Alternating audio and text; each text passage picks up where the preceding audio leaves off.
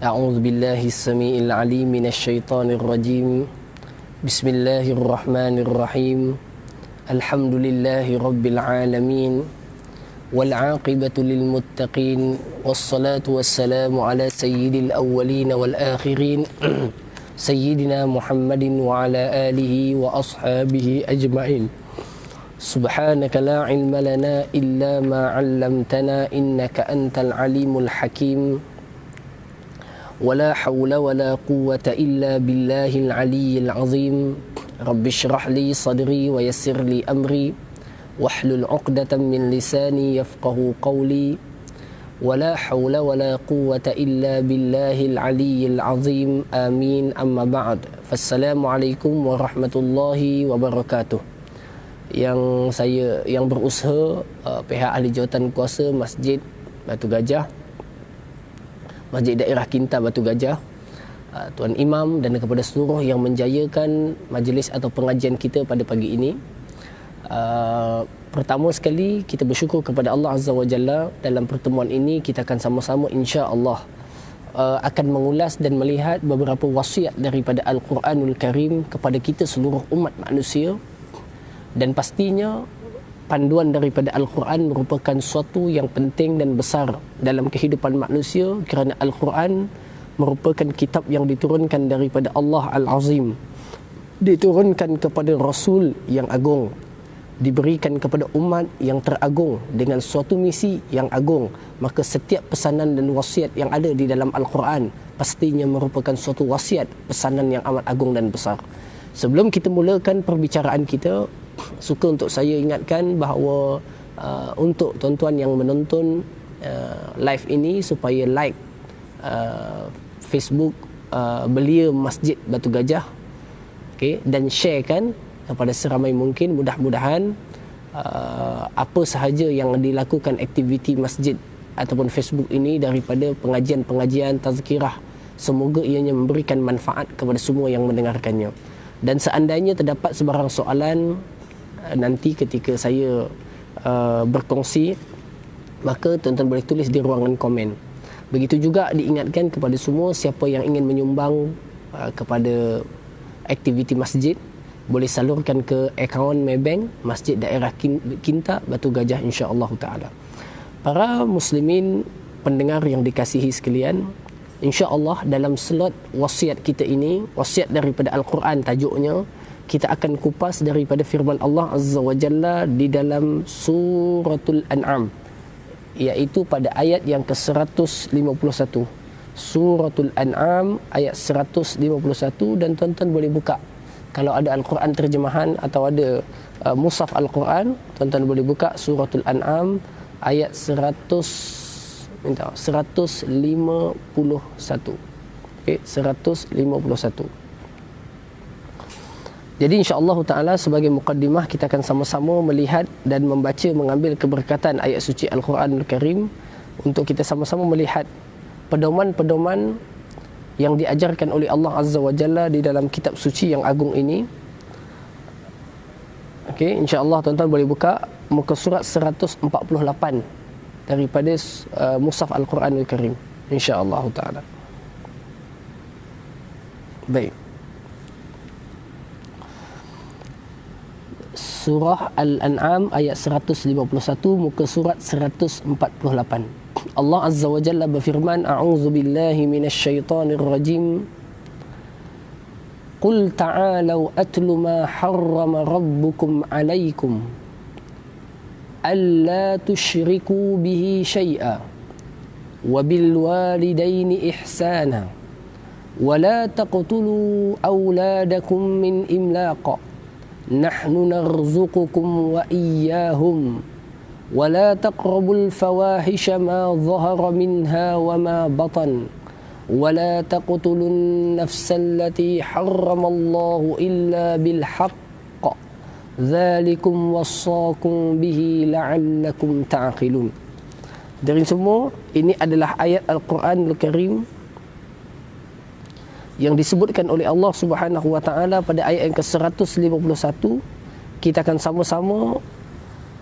akan sama-sama melihat dan menekuni setiap perintah ataupun setiap ayat tersebut. Mudah-mudahan Allah Subhanahu wa taala memberikan taufik kepada kita semua. Allahumma amin.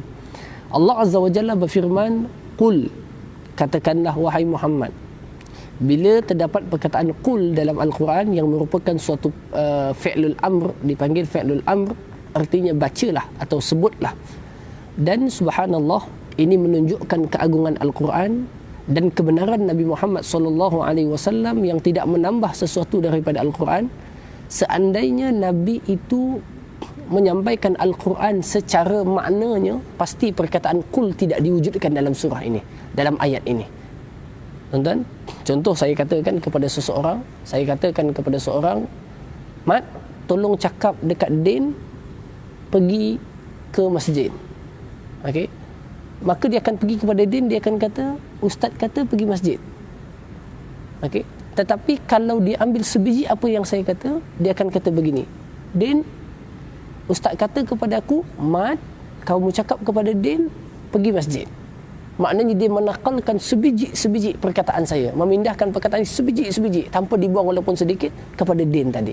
Maka hadirin semua, Nabi kita sallallahu alaihi wasallam diturunkan kepadanya wahyu, khususnya ayat ini, ayat Al-Quran. Maka apa je yang turun daripada Allah, baginda Nabi sallallahu alaihi wasallam tidak mengurangkan atau menghilangkan sedikit pun daripada ayatnya. Inilah menunjukkan as-sidq Nabi sallallahu alaihi wasallam. Dan ini jugalah menunjukkan kejujuran dan kebenaran Nabi sallallahu alaihi wasallam, dan sepatutnya bagi orang yang beriman tidak wujud di dalam dirinya atau hatinya atau akalnya sedikit keraguan pun terhadap kebenaran, keabsahan Al-Quranul Karim dan kebenaran Nabi kita Muhammad sallallahu alaihi wasallam, yang ianya menjadi titik dan asas kepada keimanan kita semua, insya-Allah. Allah berfirman, "Qul," ta'alau, wahai Muhammad, katakan kepada mereka. Katakan apa? Ta'alau, mari sini semua. Atlu ma harrama rabbukum alaikum. Aku nak bacakan kepada kalian apa yang diharamkan oleh Tuhan kalian kepada kalian. Hadirin semua, ayat ini Nabi SAW menyampaikan kepada umat atau kepada manusia tentang satu wasiat daripada Al-Quran untuk disampaikan kepada umat manusia. Kenalah dengan sifat Nabi itu sebagai balagh al-mubin, penyampai yang nyata. Maka Nabi sallallahu alaihi wa ala alihi wa sahbihi wa baraka wasallam menyampaikan pesanan Allah. Apa pesanan daripada Allah? Al-Quran mengandungi halal dan haram, khabar berita, cerita umat yang terdahulu dan kisah yang akan datang, perkara yang di alam ghaib dan alam musyahadah. Maka dalam topik ini Allah Azza wa Jalla menyebutkan harrama alaikum, perkara yang diharamkan ke atas kalian. Tuan-tuan, kita kena faham satu perkara yang amat penting. Amat penting. Tuan-tuan, kita kena faham satu perkara yang amat penting. Dalam i'tiqad dan akidah kita, kita sebagai manusia, pencipta kita Allah Azza wa Jalla, bukan makhluk, dia pencipta. Tidak ada pencipta sepertinya, dia adalah mutlak pencipta. Segala ciptaan yang tidak mampu dilakukan oleh mana-mana makhluk, dia adalah penciptanya. Semut, batu, langit, bumi, air, hujan, udara, semuanya adalah ciptaan Allah Azza wa Jalla. Maka dia adalah pencipta. Dan bila dia mampu menciptakan segala alam ini dengan penuh kehebatan, keunikan, kecantikan, keindahan, ketelitian, menunjukkan dia merupakan Tuhan yang maha kaya. Bila dia Tuhan yang maha kaya, dia sebenarnya tidak berhajat kepada makhluk walau sedikit apapun, dengan memberikan erti dan isyarat. Seandainya seluruh makhluk di atas muka bumi ini tidak menyembah Allah Subhanahu wa ta'ala, maka tidak ada kurangnya bagi Allah akan segala kekayaan dan keagungannya.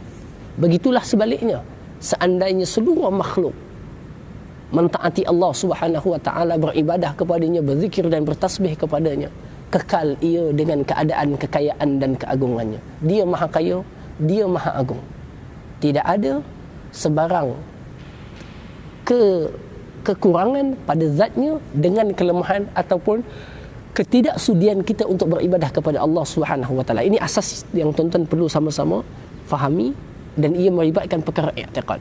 Oleh itu kita takkan boleh merasakan kalau aku tak sembahyang bagi Allah begini, tidak akan berlaku, kerana dia maha kaya.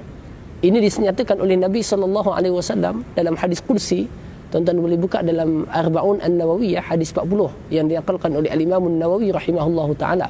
Satu hadis kursi, Allah Subhanahu wa taala menyebut, "Lau anna awwalakum wa akhirakum wa insakum wa jinnakum kanu ala atqa qalbi rajulin wahidin minkum ma zada fi mulki syai'a," kama qala. Seandainya orang yang terawal daripada kalian atau sampailah kepada orang yang akhir daripada kalangan makhluk manusia yang ada ataupun jin yang ada, semuanya adalah merupakan orang yang memiliki ketakwaan dalam hatinya, baik sungguh, tidak akan menambah kekuasaan kebesaran Allah Subhanahu wa ta'ala. Yang kedua, sama juga, lau anna awwalakum wa akhirakum wa insakum wa jinnakum kanu ala afjari qalbi rajulin wahidin minkum. Kalaulah seandainya seluruh jin, seluruh manusia berada pada hati yang paling jahat, tidak akan mengurangkan kekuasaan dan kebesaran Allah Azza wa Jalla. Artinya, baik, kalau begitu, kenapa adanya haram dan halal? Boleh tak boleh? Larangan tegahan, kan? Jadi tuan-tuan, segala yang dilarang oleh Allah Azza wa Jalla ini, yang pertamanya adalah menjadi ujian ataupun peperiksaan kepada kita. Siapa yang berjaya menepati segala perintah itu, dia benar-benar seorang hamba. Hadirin semua, kalau kita ada pengikut, kita akan uji kesetiaan pengikut kita. Kita ada pekerja, kita akan nak tengok kesetiaan staf kita. Hadirin yang kasih sekalian, Allah Ta'ala tak perlukan kepada makhluk. Dia maha kaya daripada segala makhluk. Wallahu ghaniyun 'anil 'alamin. Dia adalah maha cukup daripada segala makhluk. Tetapi Allah Azza wa Jalla memilih dan mengangkat daripada kalangan hamba-Nya itu hamba-hamba yang benar-benar taat, setia kepada Allah Azza wa Jalla, sanggup untuk menuruti perintahnya walaupun menyalahi kehendak dirinya, sanggup untuk bangun pada waktu subuh sembahyang, sanggup keluarkan duit untuk zakat, sanggup tak buat yang ini kerana takutkan Allah Azza wa Jalla, kerana taat perintah Allah Azza wa Jalla. Maka hamba ini adalah selected, terpilih, kerana dia mampu menolak keinginan dirinya semata-mata taat kepada Tuhan yang telah dia imaninya. Jadi hadirin semua, maka kenapa ada halal dan haram?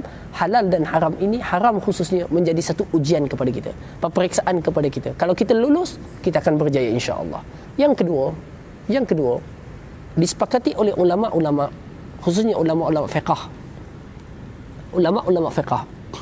bahawa mereka bersepakat dan bersetuju bahawa syariat Islam ini sifatnya adalah dar'ul mafsadah wa jalbil maslahah, iaitu sifat syariat Islam ini dia akan menolak segala perkara yang merosakkan, dia akan tolak, dan segala perkara yang membawa kebaikan dia akan datangkan. Artinya, dengan bahasa yang lebih mudah ataupun ulama mengkhususkan, syariat ini semuanya adalah jalbil maslahah, semuanya atas kebaikan, kepentingan kepada manusia. Dengan bahasa yang paling mudah untuk kita sebutkan, tidak ada satu pun syariat yang datang daripada Allah yang dihalalkan atau diharamkan atau diperintahkan atau dilarang, melainkan semuanya bila diamati, diteliti, difahami, akan mendatangkan kebaikan kepada manusia itu sendiri. Saya bagi contoh tuan-tuan yang mudah. Allah Subhanahu wa ta'ala mengharamkan arak. Dalam Al-Quran 3 ke 4 ayat turun tentang arak. Okey. Mungkin sebahagian orang mengatakan, apa masalah dan salahnya arak? Ini hak kebiasaan kami peribadi, individu. Kami nak minum apa, kami boleh minum. Beli pun dengan duit kami. Tetapi kamu tak boleh minum kerana perintah Allah. Satu sudut. Sudut yang kedua, dengan minum arak, kamu akan menyebabkan orang lain mendapat musibah dan masalah. Apa dia? Iaitu akan menyebabkan orang dilanggar di tengah jalan. Orang yang tak bersalah dilanggar.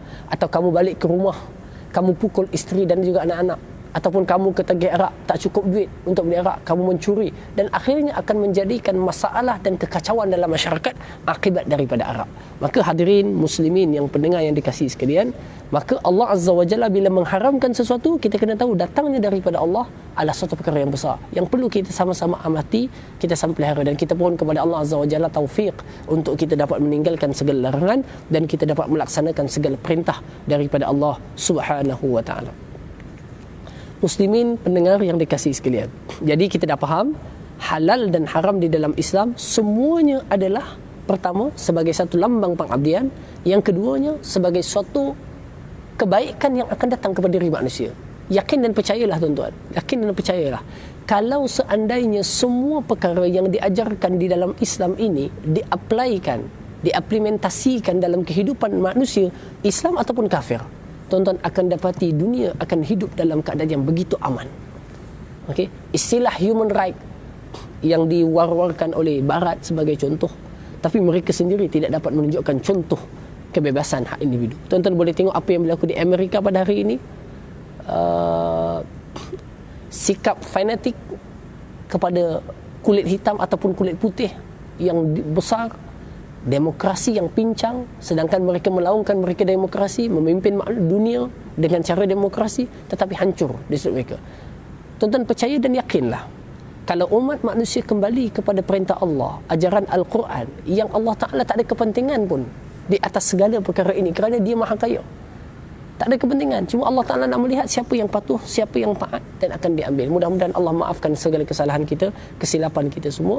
Hadirin semua, tuan-tuan akan dapati Islam, umat Islam, seluruh umat manusia akan merasai kesenangan, ketenangan, keamanan, kemajuan hidup di dalam sebuah negara atau negeri atau dunia yang menjadi di bawah lembayung Al-Quran Al-Karim.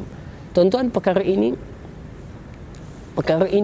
pernah diutarakan oleh seorang tokoh pemikir yang hebat, ulama yang agung, bernama Al-Imam Abul Hasan Al-Imam Abul Hasan Ali An-Nadawi, Abul Hasan Ali An-Nadawi rahimahullah ta'ala, daripada India. Okey, guru kepada guru kami, mengarang sebuah kitab yang bertajuk Madza khasiral alam bin hitatil muslimin. Apakah kerugian dunia seluruhnya dengan kemunduran umat Islam? Artinya umat Islam bila mereka mundur, dengan makna mereka jauh daripada agamanya, ajarannya, ikutan agamanya, bukan mereka sahaja akan terkebelakang, dunia seluruhnya akan terkebelakang. Sebegitulah sebaliknya, kalau umat Islam berpegang teguh kepada ajaran agamanya, ikut segala peraturan agama, ikut ajaran agama, berjalan seiring dengan segala apa yang diajarkan oleh agama Islam, insya-Allah umat Islam akan maju, dan bangsa lain ataupun umat lain juga akan dapat menumpang kemajuan tadi. Ini telah ditunjukkan contoh yang besar, okey, daripada sejarah Islam pada zaman Andalusia, Abbasiyah dan juga Uthmaniyah. Baik hadirin semua, kita masuk kepada satu perkara yang diharamkan oleh Allah.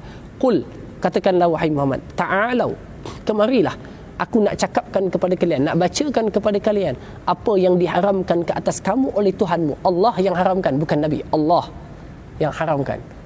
Okay. Apa dia yang pertama? Alla tusyriku bihi syai'a.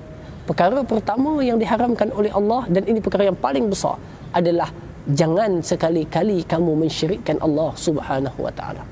Para muslimin yang dikasihi sekalian, syirik ini berasal daripada 3 perkataan asas, iaitu syaraka, shin, ra, kaf.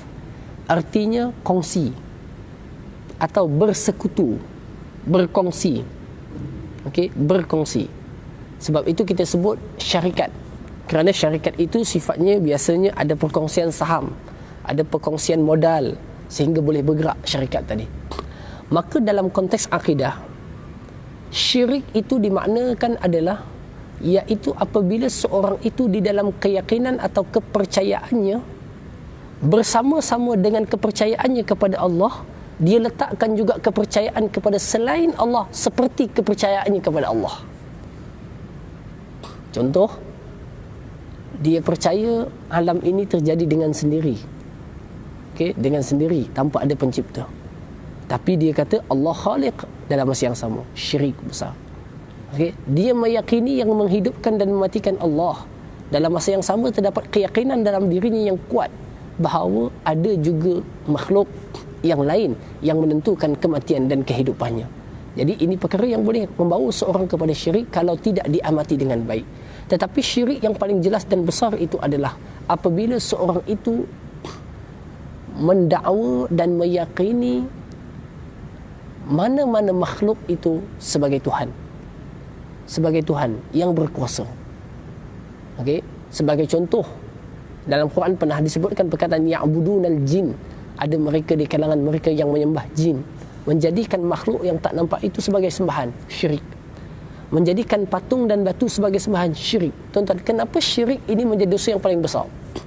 Kerana kalau ada syirik sahaja, semua amal tertolak.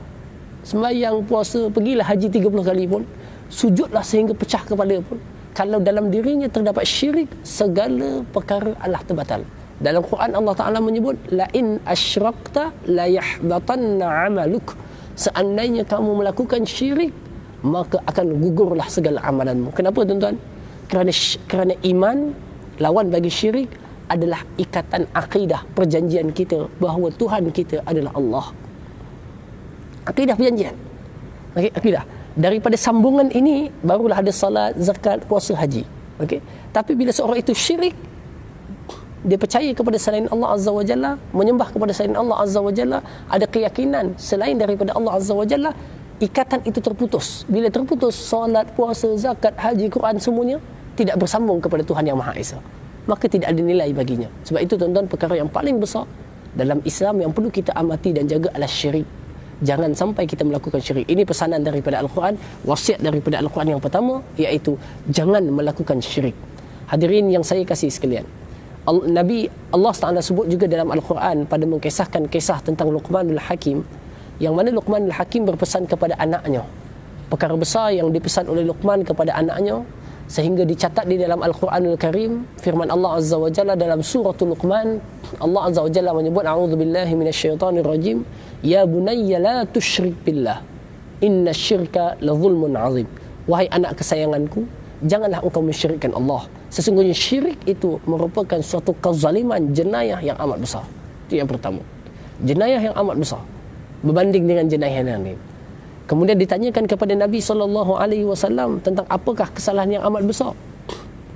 Maka Nabi menyebutkan, antaj'ala lillahi nidan wa huwa khalaqak, iaitu kamu menjadikan bagi Allah itu sekutu, sedangkan hanya dia je yang menciptakan kamu. Dia je yang ciptakan kamu, tapi kamu ambil selain Allah sebagai sembahan, sebagai Tuhan, sebagai wala selain daripada Allah. Ini satu perkara yang amat besar daripada sisi Allah Subhanahu wa taala yang perlu kita amati, kita jaga.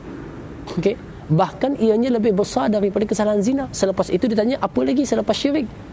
Nabi SAW, antuzani halilata jarik, kamu berzina dengan isteri jiran kamu. Besar dosa itu. Zina dengan orang lain besar, tapi zina dengan isteri jiran sangat besar, buruk sekali. Tapi walaupun begitu kita lihat buruk dalam konteks pandangan kita masyarakat dan juga syariat, tetapi syirik mendapat tempat yang pertama. Syirik adalah tempat yang pertama. Oleh itu Allah menyebutkan dalam Al-Quran, innallaha la yaghfiru an yushraka bih wa yaghfiru ma duna dzalika liman yasha. Allah Taala tidak mengampunkan dosa orang yang mati dalam keadaan syirik kepada Allah Azza wa Jalla, dan boleh mengampunkan segala dosa selain daripada syirik. Oleh itu tuan-tuan, kita pohon kepada Allah doa supaya Allah selamatkan akidah kita, selamatkan keimanan kita, sejahterakan pendirian kita, dan kita dikekalkan oleh Allah Azza wa Jalla di dalam Islam dan iman, di dalam syirik, dengan kita memperbanyakkan syahadah tauhid kepada Allah Azza wa Jalla. Dan kita boleh berdoa dengan satu doa yang diajarkan oleh Allah di dalam riwayat menyebutkan, dikatakan doa ini adalah doa Sayyidina Abu Bakar As-Siddiq radhiyallahu taala anhu. Dan tuan-tuan boleh jumpa zikir dan doa ini di dalam naskah zikir al-ma'thurat. Okey, ada satu doa yang disebutkan, doanya berbunyi, Allahumma inna na'udzubika min an nusyrika bika syai'an na'lamuh wa nastaghfiruka lima la na'lamuh. Allahumma inna na'udzubika min an nusyrika bika syai'an na'lamuh wa nastaghfiruka lima la na'lamuh. Allahumma inna na'udzubika min an nusyrika bika syai'an na'lamuh wa nastaghfiruka lima la na'lamuh. Artinya, ya Allah, kami berlindung denganmu ya Allah daripada segala kesyirikan, satu apapun syirik kepadamu ya Allah. Na'lamuh, yang kami sedar, wa nastaghfiruka, dan kami mohon kepadamu ya Allah akan keampunan dengan apa yang kami tak sedar. Ini syirik kadang-kadang kita sedar, kadang kita tak sedar, kita terbuat, kita teriktikad, kita mohon kepada Allah keampunan daripada itu. Maka para ulama membahaskan pula tentang jenis syirik. Maka mereka mengatakan bahawa syirik itu terbahagi kepada dua. Yang pertama, syirik yang kita sebutkan tadi pada bab ketuhanan, ketauhidan, keyakinan dan kepercayaan. Okey, benda yang bersifat keesaan Allah, kesempurnaan Allah, tak boleh ada Tak boleh ada kompromi. Dan mereka mengatakan ada syirik yang kedua. Syirik yang kedua dinamakan sebagai syirik asghar, syirik kecil. Syirik kecil ini dimaknakan sebagaimana disyarahkan oleh para ulama, iaitulah dinamakan sebagai riak. Kenapa syirik kecil dinamakan riak? Kerana kalaulah suatu ibadah itu dilakukan untuk dihantar kepada Allah, untuk dipamerkan kepada Allah Azza wa Jalla, maka orang yang murai, yang riak, bila dia melakukan amal, dia hantar amal itu kepada selain Allah. Dia pamerkan kepada selain Allah, yang sepatutnya kepada Allah, tapi dia syirik, dia pergi kepada selain Allah. Maka riak di antara amal yang buruk. Kita pohon kepada Allah Azza wa Jalla, semoga Allah selamatkan hati kita daripada riak, daripada ingin mendapatkan sanjungan daripada makhluk. Dan itu merupakan suatu cabaran besar dalam diri seorang mukmin untuk tulus hatinya kepada Allah Subhanahu wa taala, iaitu apabila ia diselamatkan daripada sifat riak. Kita pohon kepada Allah semoga kita diselamatkan daripadanya, Allahumma amin, juga dengan doa yang kita telah sebutkan tadi. Jadi hadirin yang saya kasih sekalian, maka pesanan pertama, nasihat pertama daripada Al-Quran, wasiat dari dalam surah Al-An'am ayat ke-151 ini dapat kita fahami dan kita amati dengan baik, dengan bersama, iaitu bahawa ayat ini, surah ini, pesanan pertama yang disampaikan oleh Allah Azza wa Jalla adalah pesanan jangan mensyirikkan Allah dengan satu apapun. Dengan makna yang lain, bertauhidlah, esakanlah, yakinilah, sucikanlah Allah Azza wa Jalla dengan selayak bagi Allah Subhanahu wa ta'ala al-fardus samad alladzi lam yalid wa lam yulad wa lam yakul lahu kufuwan ahad. Sekarang kita masuk kepada sambungan ayat sambungan yang seterusnya. Wasiat pertama, alla tusyriku bihi syai'a, jangan kamu mensyirikkan Allah dengan sesuatu apapun. Yang kedua, wabil walidaini ihsana, dan dengan kedua ibu bapamu hendaklah kamu baik. Wasiat kedua, wasiat pertama berkait dengan pencipta, Khalik, hubungan kita dengan pencipta. Wasiat kedua adalah berkaitan kita dengan manusia. Dan manusia ini bukan biasa-biasa punya manusia. Manusia ini adalah manusia yang boleh kita katakan paling besar jasa dan peranannya dalam hidup kita, walaupun kita hanya sempat melihatnya sekejap sahaja. Siapa dia? Itulah kedua ibu bapa kita, ibu dan ayah kita. Kenapa kedudukannya besar? Perkara yang takkan boleh dilakukan oleh orang lain kepada kita, iaitu apa? Ibu adalah melahirkan kita. Lahirkan kita itu sekali je, tak ada orang boleh lahirkan kita lagi. Okey, lahirkan kita itu sekali ibu saja. Jasa yang besar ini direkodkan oleh Allah di dalam Al-Quranul Karim. Dalam surah Luqman, Allah Azza wa Jalla berfirman dan menyebutkan, Allah Subhanahu wa taala menyebutkan,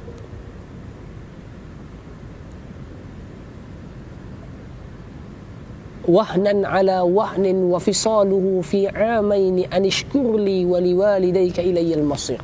Sesungguhnya ibumu itu ketika ia mengandung, ia menanggung lemah, letih, penat demi lemah demi lemah. Wahnan ala wahnin wa fisaluhu fi amain, dan dia telah menceraikan ataupun memisahkan susu, putuskan susu dalam tempoh 2 tahun. Maknanya ibu memiliki jasa yang besar. Jasa pertama adalah jasa melahirkan, mewujudkan Allah, menciptakan dalam jana ibu. Maknanya dia melahirkan, menyampaikan kita keluar ke dunia, menjadi sebabnya dengan penuh kesusahan, kesakitan. Okey, tetapi dengan bahasanya kita boleh solat, kita boleh baca Quran, kita boleh dapat jawatan, ada kerja, ada gaji, ada isteri, ada, sebab kita hidup. Dan hidup kita itu bertitik tolak dengan asbab yang Allah jadikan daripada ibu kita. Maka jasa besar daripada ibu takkan ada pada orang lain. Maka dengan itu, orang-orang yang beriman, kita diajarkan untuk mengangkat kadar orang yang berjasa kepada kita dengan jasa, mengangkat kedudukan mereka dengan jasa. Itulah kedua ibu bapa. Besarnya kedudukan kedua ibu bapa ini diletakkan dalam ayat ini pada tingkat yang kedua. Jangan syirik, kemudian buat baik kepada mak ayah. Sama juga dalam suratul Isra, Allah Ta'ala menyebutkan wa qada rabbuka alla ta'budu illa iyyah wa bil walidaini ihsana. Jangan kamu menyembah, sembahlah kamu Allah sahaja dan buat baik kepada mak ayah. Begitu juga dalam surah Luqman, ya bunayya la tusyrik billah inna syirka la zulmun azim wa wassaynal insana biwalidayhi. Aku pesan selepas jangan syirik, pesan untuk buat baik kepada mak ayah. Tuan-tuan, buat baik kepada kedua ibu bapa di antara martabat yang sangat tinggi dalam kehidupan seorang muslim. Itu tuan-tuan, kita tersangkut pada berbakti kepada kedua ibu bapa, ianya merupakan suatu kerugian yang amat besar. Sedangkan itu merupakan jambatan besar untuk kita masuk ke dalam syurga Allah Subhanahu wa taala. Kalau tuan-tuan ingat bulan Ramadan, selalu ustaz-ustaz mengulangkan satu hadis daripada Nabi SAW yang amat selalu diulang-ulang. Iaitu lebih kurang maknanya ketika Nabi menaiki mimbar, Nabi menyebut amin, amin dan amin. Maka salah satu daripada tangga tersebut, Nabi ditanya kepada sahabat akan Nabi SAW, mengapakah baginda menyebutkan amin? Lalu baginda mengatakan, ketika baginda naik daripada tangga tersebut, Jibril AS datang dan mengatakan, alangkah malang besarnya kecelakaan dan kerugian seorang yang mendapati kedua ibu bapanya masih ada. Seorang yang mendapati kedua ibu bapanya masih ada, tetapi tidak dapat memasukkan ia ke dalam syurga Allah Subhanahu wa taala. Tidak dapat masukkan dia ke dalam syurga Allah Subhanahu wa taala. Jadi ini perkara yang besar. Maknanya orang yang masih ada mak ayah tapi tak nak mengambil peluang tersebut, yang sedangkan dengan kewujudan ibu dan ayahnya tadi boleh menjadikan sebab terbesar ia dimasukkan ke dalam syurga Allah Subhanahu wa taala. Tuan-tuan, buat baik ini antara yang paling ringan, iaitu apa? Bersabar dengan kerenahnya. Itulah paling asas. Bukan bagi duit 2,000, 3,000 sebulan, tapi maki juga, sakiti juga ada. Nama ambillah 2,000 ni. Tak, jangan, tak. Paling tidak kita tahan dan sabar dengan sikap tindak tanduk kedua ibu bapa kita. Jadi hadirin yang saya kasih sekalian, kemudian lebih daripada itu, jangan mengeluarkan perkataan yang buruk kepadanya. Allah sebut dalam suratul Isra, fala taqul lahuma uff. Jangan kata sekalipun kepada keduanya. Apatah lagi pukul, apatah lagi maki, apatah lagi herdik. Dan yang seterusnya, orang yang baik kepada ibu dan ayahnya, mereka yang tidak tinggal untuk mendoakan kedua ibu bapanya, sebagaimana firman Allah Subhanahu wa taala di dalam Al-Quran dalam suratul Isra, ketika fala taqul lahuma uffin wala tanharhuma wa qul lahuma qawlan wakhfid lahuma janaha adh-dhulli minar rahmah wa qur rabbirhamhuma kama rabbayani saghira. Dan tuan-tuan, kalau tuan-tuan kita dapat jaga ibu dan ayah kita, mudah-mudahan Allah taufikkan kita semua jadi anak yang soleh. Yakinlah insya-Allah anak kita akan menjadi anak yang baik pula untuk kita insya-Allah nanti. Jadi ada soalan ke? Tengok dalam komen ada soalan ke apa ke? Ada soalan tak? Kita pun nak berakhir dah ni.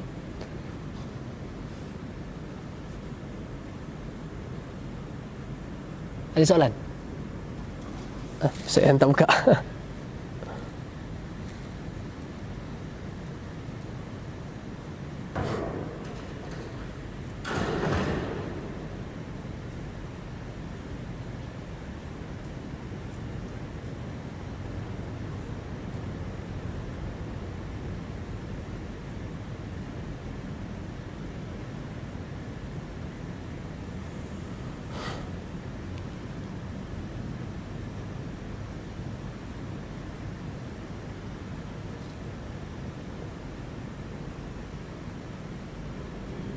Lambat. Ada soalan? Tak ada? Okey. Jadi kalau tak ada soalan, saya rasa okeylah.